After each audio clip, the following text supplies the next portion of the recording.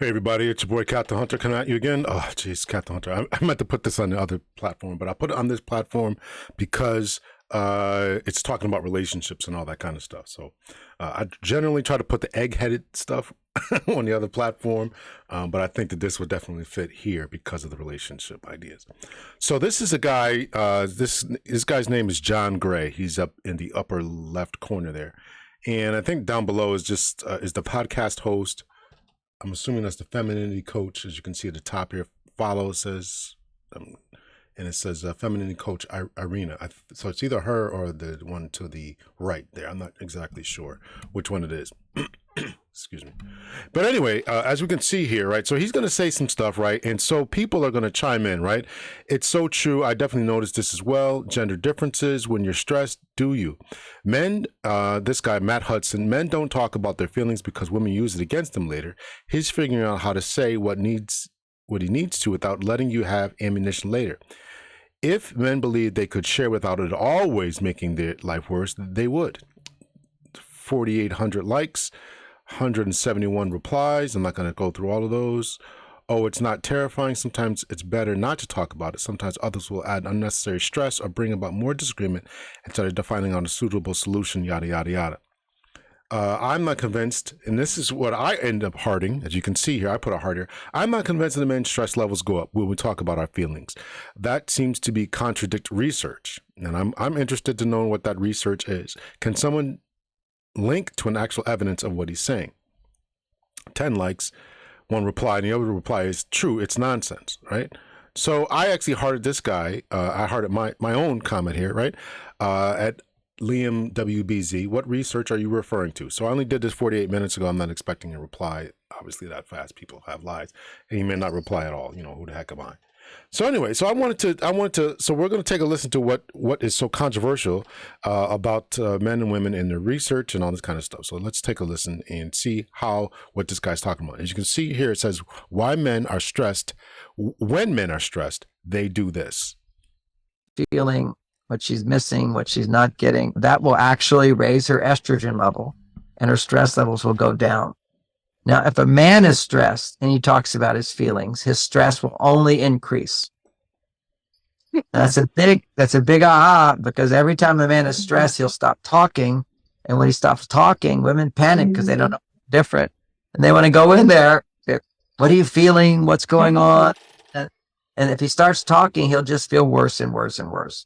And if he's a little frustrated with her, annoyed with her, and he sort of backs off, he's mulling it over in order to let it go. Just like a woman would talk about things to let it go. When you're stressed, if a woman can talk about what she's feeling, what she's missing, what she's not getting, that will actually raise her estrogen level and her stress levels will go down. Now, if a man is stressed and he talks about his feelings, his stress will only increase. So the rest of that we've heard. So I just wanted to make sure you caught the full extent of what he's saying. And so you can see here, people are saying, you know, it's the reason why men don't talk is because they don't want to use it against him. And then of course we get this other stuff. What does this say? A relationship coach who loves to blame women for men's inability to express themselves. Also, your response that it's absolutely terrifying for a man in its response to someone describing a toxic relationship that shouldn't be a usual dynamic. So, you know, there is simply an idea that men are unevolved, that men are troglodytes, cave dwellers who are stuck in the past, and that, you know, if we really just talked about things, and the stuff I read to you were from men, and we're just not that way. We can express our emotions. We can do this. We can do that. Listen, I really don't have a problem with anyone being the type of person that they are. And just, you know, just be yourself, love yourself and all that. Be the best version of yourself. So I have often said, and I'll say it again, that, you know, some of the big, strong, tough guys that we see in the acting world, right? The alpha males that we saw in the acting world, right? Chris Evans playing Captain America, Robert Downey Jr. playing Tony Stark, the late Chadwick Boseman playing the role that he did for Black Panther, T'Challa. These men, when you saw them on interviews, were not the most masculine or presenting of people. So I don't have a problem with people being more artsy rather than being. I've never said that men always ought to play football and hockey and all these rough, tough sports. No, you can be an artistic talent. You can, draw. You can enter the performing arts as actors. You can sing opera. You can do whatever you want to do. But the problem that I have is when people say that there's something wrong with men who are more traditionally masculine. That I have a problem with, because we need those masculine men when the S is hitting the fan, right? You need those guys when the construction's going down, or when pipes need to be built, or they got oil rigs, police officers, construction workers, right? Firefighters, military personnel. You need those kind of strong men. So let's not down them. And the way that they release stress and the way that they deal with stress is important and essential. So I wanted to know, I guess this guy, his background, his pedigree is shaky to say the least, concerning his education and all that. Some say he's, actually, maybe I'll just put it up here. So here it is. John Gray. Let me see. Can I get the whole thing on the screen here? No, I can't. Let me see. John Gray. Let's see. Early life and education. His parents were both Christians and taught him yoga. He went to visit some school during his childhood. He received a bachelor's and master's in the science of creative intelligence, whatever that is, right? All these crazy degrees out here. Those sources vary on whether these degrees were received from either the non-accredited Maharishi European Research Center in Switzerland or the accredited Maharishi International University in Fairfield, Iowa. I don't know why we can't can't settle that. This guy ought to just tell us where he got his degree from. But Gray received an unaccredited Ph.D. in 1982 from Columbia Pacific, a now defunct correspondence institution. In 2002, he received an honorary doctorate from Governor's State University. So as you can see, his degrees are somewhat controversial. Okay, so I wanted to take a look, because my degrees are not controversial. I wanted to take a look at stress hormones and health and gender, right? So I went to Google Scholar and I typed in a bunch of stuff. To see, where, how this research really fits in and all this kind of stuff, right? So Google Scholar, and I came up with a bunch of stuff, right? So here's one: stress hormones in health and gender, the roles of work and gender. This one's going to be kind of important, even though it's kind of dated, right? October 4th and March 25th, accepted 2005, right? So let's talk about stress hormones and all this different type of stuff, right? Gender differences, point number 3, health implications, health promoting and health damaging effects. All of this is stress, right? How you deal with stress. So concluding remarks, and here you can see I have a highlighted portion.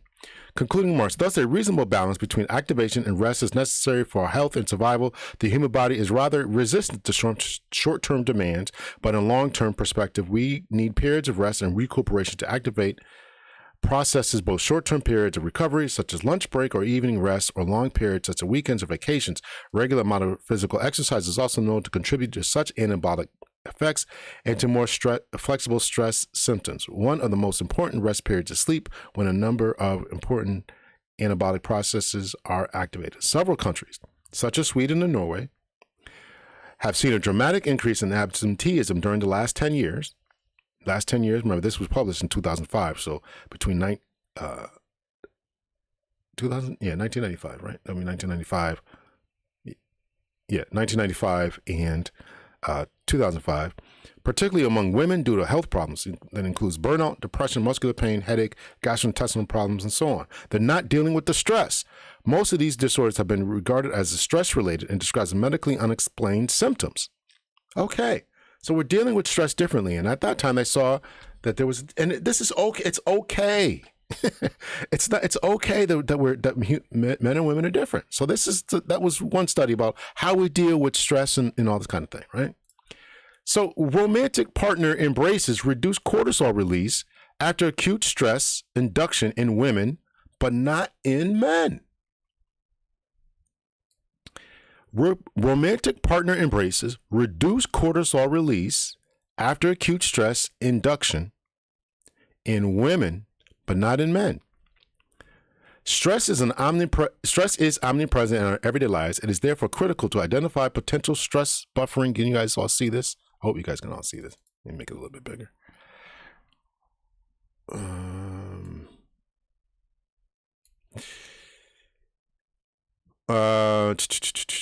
It is therefore critical to identify potentially stress buffering behaviors that can help prevent the negative effects of acute stress in daily life. Massages, a form of social touch, are an effective buffer against both endocrinological and sympathetic stress response in women.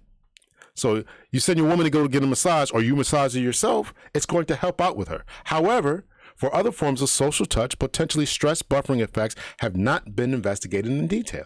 Furthermore, the possible stress buffering effects of social touch on men have not been researched so far. So at this point, and this article was 2022. No, wait. Published 2022. Fairly recent. Still haven't looked at how if a massage or the stress or being touched in the same way is going to help men. The present study focused on embracing, one of the most common forms of social touch across many cultures. We use a short-term embrace between romantic partners as a social touch intervention prior to the induction of acute stress via the socially elevated cold pressor test. So in other words, before they stressed somebody out, they gave them a big hug. They had a big hug from their social partner, from their intimate partner, and then wanted to see how that was going to induce or affect their endocrinological system and their sympathetic stress coping mechanisms. Women who embraced their partner prior to being stressed out showed a reduced cortisol response compared to a control group in which no embracing occurred. No stress buffering effect could be observed in men. So there were times when I'd be like upset, and you know your woman just wants to rub your back. You're like, oh, come on, get off me. This is why. Is every human being, every male going to respond like this? No. Some people want to be touched and want their back rubbed, but I'm like, oh man, come on, stop. Let me just kind of sort this out. Let me just walk through the house. Let me just. It's not a negative. It's not a don't take it personally. It's just a different coping mechanism. So let me read that again. Women who embraced their partner prior to being stressed out showed a reduced cortisol response compared to a control group when no had occurred. No stress buffering effects could be observed in men.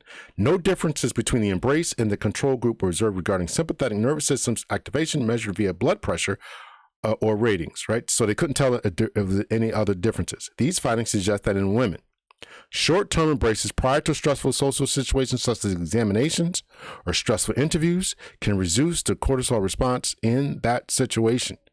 Still not ready to say that it don't work the same way in women and men. This is why I say that we need more men in these fields so they can study these things and they can put a more solid stamp on this. All right? Okay. So that's another one, right? Let's see here. Here's a study. I'm having a hard time finding this. Studies from the University of California further understanding of human communication research, testing the ideology of openness, the comparative effects of talking, writing, and avoiding a stressor on rumination and health. I'm having a hard time finding this full text. It keeps telling me that it has it, and I'm having a hard time finding it. I'm going to continue to look for it. But this was published in 2017. Let me see. Search ops. Oh, here's the PDF. Testing ideology. Let's see. I couldn't find this before. Okay, so let's take. I haven't read this, so let's take a look at this. Actually, I'm going to save this. Can I save it? Add to project. Download. PDF for desktop download. Yeah.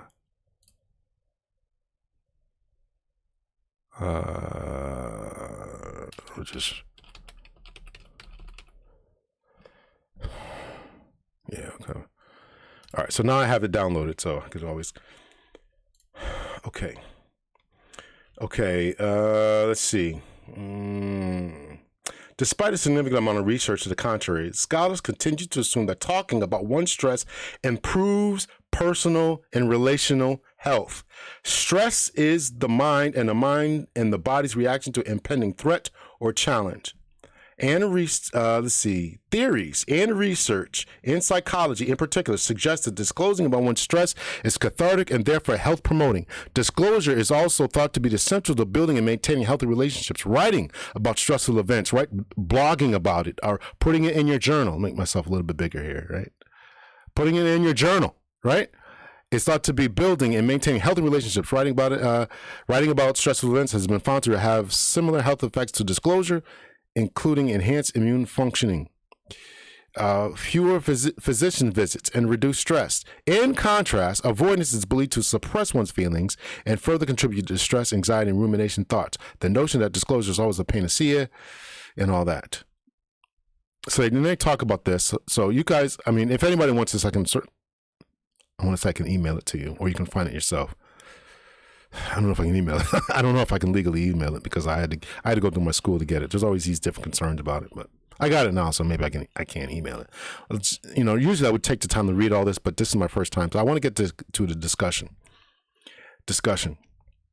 A lingering assumption across scholarly literature and the popular press is that talking and writing about one's stress is inherently more beneficial to health than avoiding it. Yet little research has examined the comparative effects of those stress management strategies in personal and relational health. The results of this current study show that continuous writing, disclosing, and avoiding talking about one's stress have different effects on relational quality, anxiety, and brooding. Specifically, writing about one's stressor decreases anxiety more than any other condition. The results also provide compelling evidence that disclosure is not always beneficial and that talking continuously about one's stress can harm romantic relationships.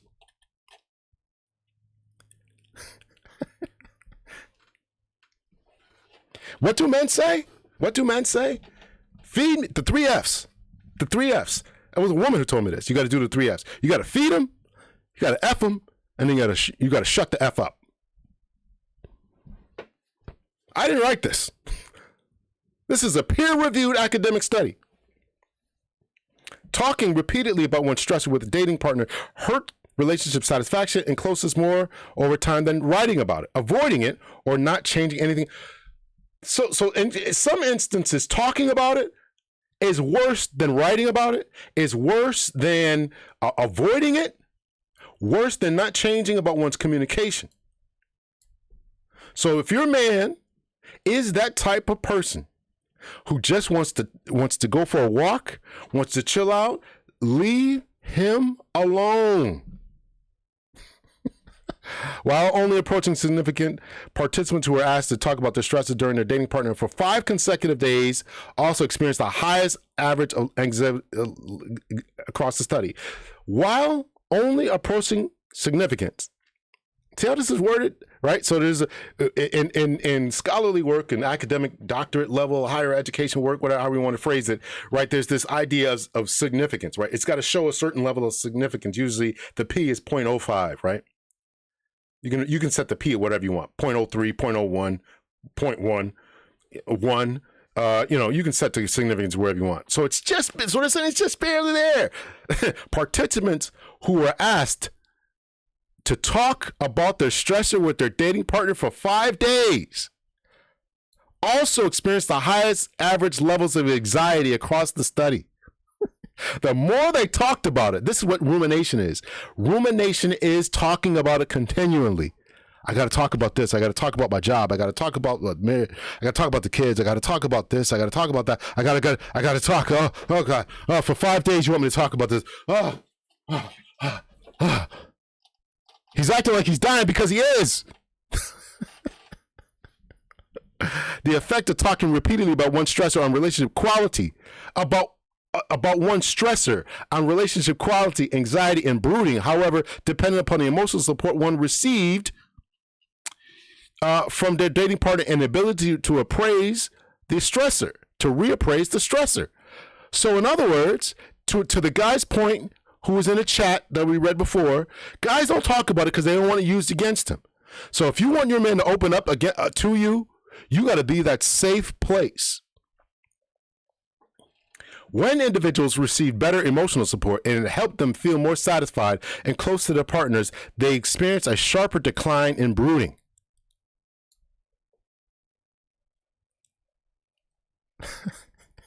You want your man to talk to you? Be a safe place.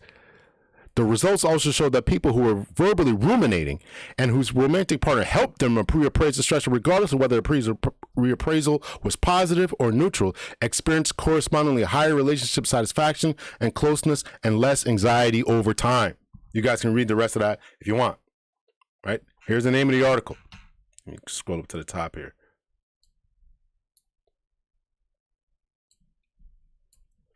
Testing ideology of openness, the comparative effects of talking, writing, and avoiding a stressor on rumination and health. So, here's my opinion.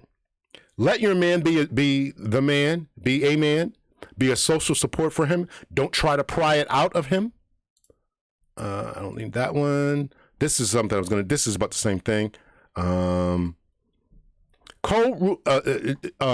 me finish with my thought here.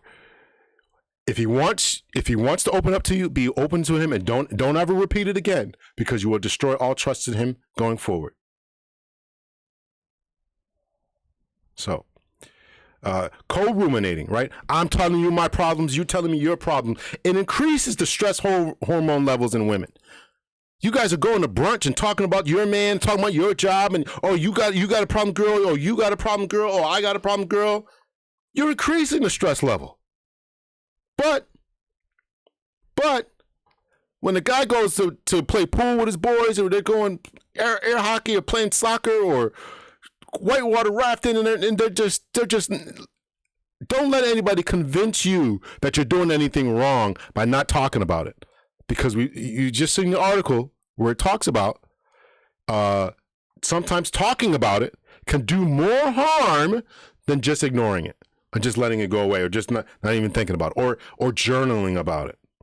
Now, I am certainly in the camp that you got to deal with the issue. I'm certainly in that camp. Don't ever do anything about it. But this idea that you got to get it off your chest and be open up and just cry about it, don't. Be yourself, right? Here's another article. Let's see, rumination as a mechanism linking stressful life events to symptoms of depression, anxiety, longitudinal evidence in early adolescents and adults. So this one, they took a look at some kids, and we can see the abstract here. In addition, rumination mediated the longitudinal responses, self-reported stressors, and symptoms of anxiety in both samples in relationship between self-reported life events and symptoms of depression in adults in the adult sample. Identifying the psychological and neurobiological mechanisms that explain greater propensity for rumination following stressors remains an important goal for research. In other words, when they put these kids with 1,000 people, and that's what N means, 1,000 people, another 1,000 people here, right? Early sample of adolescents, sample of adults, 2,000 people they looked at, right? And just ruminating about it, talking about it, going over it all was increasing their stress levels, increasing their anxiety levels, it was increasing it. So you think it's helping. It's not always helping. It's not all. Is this not true 100% of the time? No. Is it? So should you close yourself off 100% of the time? No. Should you pry your man to try to get it out of him? That ain't gonna work all the time. Should you rub his back as the massage thing be looked at? You just want to rub him, just hug him, just that works for women. That's what that article said. It works for women. It don't always work for the men. Right? Here's that article: romantic partner embraces. Right? All these technical words for hugging. It's crazy. Man, I get to make fun of eggheads because I am one. Right?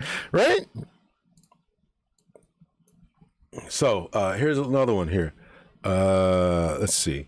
The relationship between rumination and affective, that's emotional, cognitive, and physiological responses to stress level in adolescence. So these people were 13 to 17.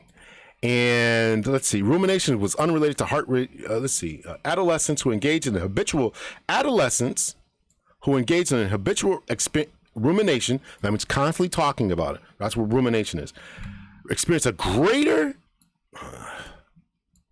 negative effect, negative emotions, and more negative cognitive appraisals in response to the TSST than adolescents with lower levels of rumination. That's for kids. That's for men. It's for women. People in the workplace. We looked at all that. So, you masculine men out there who just want to go fishing instead of dealing with a problem, for now, deal with it sooner. But don't feel bad because you want to go fishing or hunting or go kick a ball or go to jujitsu class and exercise yourself and all that kind of stuff. Don't feel bad about that. Here's some research for you. All right? And you ladies just want to push and pry and get all into it. Remember the 3 F's. Feed them, F them, and shut the F up. That's what a lady told me one time. I didn't make that up myself. That's what a lady actually told me one time. You got to do the 3 F's. In order to keep your man happy, you got to do that. Now, is that going to work for 100% of the men? No. But it's going to work on who it works for. So figure out what your man needs and then support him in that. And do not ever bring it up again. So let me know your thoughts and your opinions. Hit me in the comments section. Much love and peace.